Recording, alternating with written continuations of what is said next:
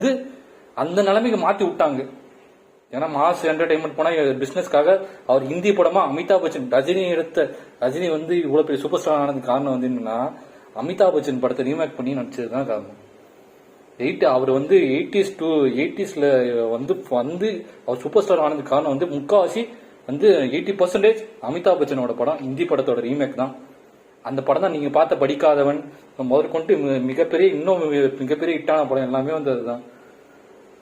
ஆனா ரஜினி வந்து அவ்வளவு நல்ல ஒரு ஆக்டர். உண்மையை சொல்லலாம் கமல் வந்து கமலுக்காக ஏதோ பண்ணிட்டு உண்மையை சொன்ன ரஜினி நல்ல ஆக்டர். அவர் வந்து அப்படி இது பண்ணிட்டாங்க. விஜய்க்கும் ஏதோ இருக்கு, விஜய்க்கு ஆக்டிங் ஸ்கில்லா இருக்கு, அதெல்லாம் இருக்கு. என்ன பண்ண நம்ம ஊர்ல வந்து இந்த மாதிரி விசில் அடிச்சு விடுங்க, அது ஒரு விடுங்க, அதெல்லாம் பேச தேவையில்ல. ஆனா வந்து எதுக்கு அந்த கல்ச்சர் அவங்களுக்கு போய் நம்ம ஏன் ஒர்ஷிப் பண்ணணும்? நம்மளுக்கு ஏன் போய் கூட்டத்துல போய் நெரிசல்ல போய் சாகணும்? எதுக்கு இந்த பியர் பிரஷர்னு சொல்லிட்டு வருது? விஜய், அஜித், ரஜினி, கமல் சொல்லிட்டு ஏன்டா நீ ஏய் உன் அப்பா அம்மாவை பாடுறா. சரி நீ ஒரு அடிச்சுக்கிறேன்னா நான் நேதாஜியோட ஃபாலோவர், நான் நேதாஜி மாதிரி நான் வயலன்ஸை ஃபாலோ பண்ணி நான் நாட்டுக்கு நல்லது பண்ணுவேன், நீ அப்படியே அடிச்சுக்கோ. இல்லடா நான் காந்தி மாதிரி நான் வயலன்ஸை ஃபாலோ பண்ணி நாட்டுக்காக நான் போராடுவேன்னு சொல்லிட்டு நீ அப்படி அடிச்சுக்கிட்டா ஒரு நல்லது இருக்கு சண்டை. நான் விஜய் ரசிகண்டா, அஜித் ரசிகண்டா. என்னடா ஏன்டா இப்படி சாவறீங்க போயிட்டு?